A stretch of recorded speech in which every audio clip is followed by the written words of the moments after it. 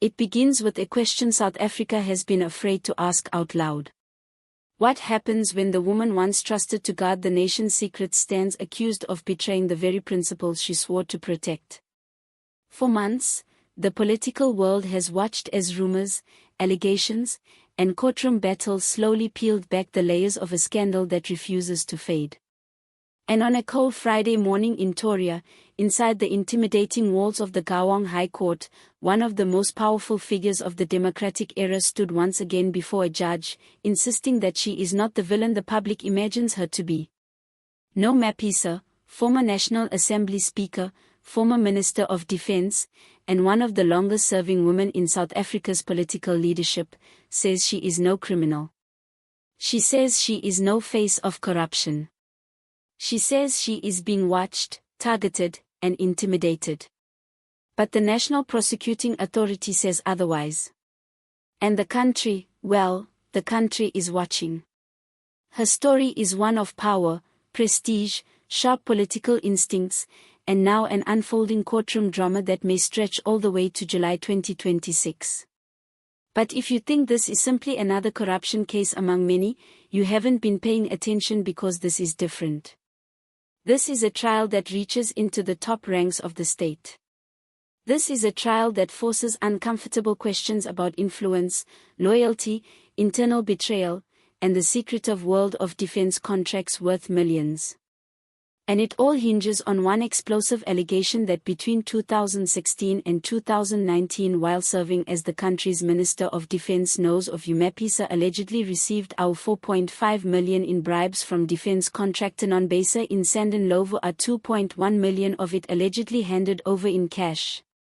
Hand to hand in envelopes, in residences, in back rooms, in private meetings. These are the details prosecutors say they can prove. Mapisa says none of it is true. But the accusations were strong enough to lead to her dramatic arrest in April 2024, and that arrest did not come quietly. In fact, she went to court trying to stop it from happening. She filed an urgent interdict to block the police to delay the inevitable. But the Gauteng High Court dismissed her application, clearing the way for the Investigating Directorate Against Corruption to act.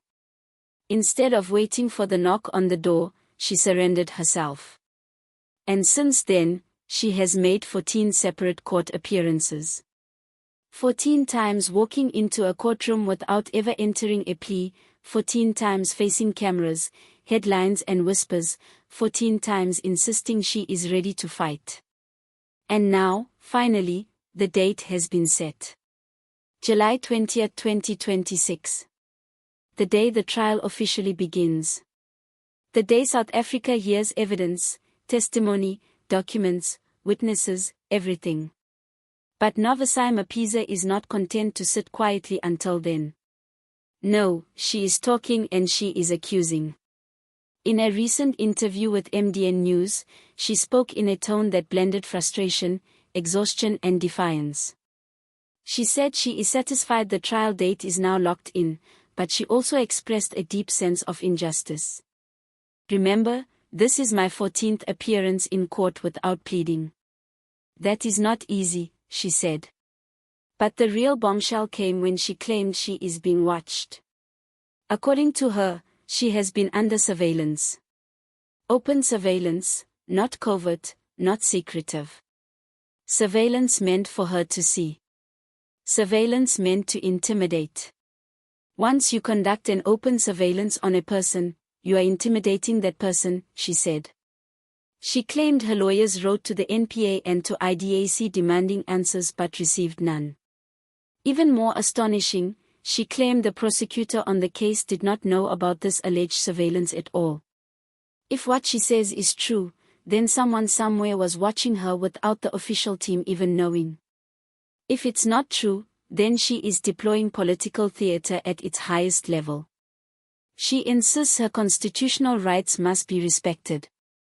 She insists she is being treated like a criminal before she's even entered a plea. She insists that though the public might think so, she is not the symbol of corruption in this country. Yes, they probably look at me and see a criminal, but I'm not sure if I am a face of corruption in South Africa, she said. And then came the statement that has already started ricocheting across political circles. There are faces of corruption in South Africa, she said. And thinks that the Madlanga Commission is there because the real criminals, the real mafia, the real thugs in this country are now coming out, and they are yet to come. It was a sentence carefully crafted or perhaps intentionally reckless because she wasn't just defending herself. She was pointing the finger not at one person and not at an institution but at the entire unnamed network she claims has been hiding in the shadows. Some believe she's trying to shift attention. Others believe she's telling the truth. But either way, her words signal something big. She's not going down without a fight. And she's not going down alone. For a moment, step back and look at the timeline of her political rise. From June 2012 to August 2021, she served as South Africa's Minister of Defense. She was one of the most trusted members of cabinet overseeing sensitive operations, military spending, classified intelligence, and defense procurement. Before that, she held several high-profile roles during the Zuma and Ramaphosa administrations. And after leaving cabinet, she became Speaker of the National Assembly, the very position responsible for supervising parliament and shaping legislative accountability. She moved from ANC youth structures to liberation roles to government leadership to one of the highest offices in the Republic. So when someone like this stands accused of pocketing millions in bribes, the shockwaves are not small, they are seismic. But what the public often forgets is how these allegations surface in the first place. Government defense contracts are among the most secretive, most expensive, and most politically sensitive deals. They involve weapons, technology, secure communications, intelligence networks, foreign partnerships, private contractors, and huge budgets. If corruption is allowed to occur in this space, it is rarely unearthed quickly. It is usually buried under layers of paperwork and national security justification. So when prosecutors say they can prove payments of our 4.5 million took place, that means they believe they have documents, or witnesses, or transactional evidence strong enough to bear the weight of high court trial scrutiny. And yet Nosiviwe Mapisa refuses to file representations to the National Director of Public Prosecutions, which is a route many politically exposed people take hoping to stop cases from reaching trial. Her new legal team was clear when they told the court, she will not file. She will not negotiate. She will go to trial. For some, that signals confidence. To others, a bet she might still be able to cast doubt on witnesses' evidence or motive. But to the ANC, it is yet another political headache.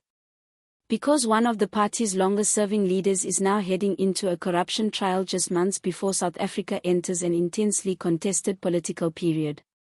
If she gets convicted, the damage will be devastating. And if she gets acquitted, the NPA will be forced to answer tough questions about the strength of politically sensitive prosecutions.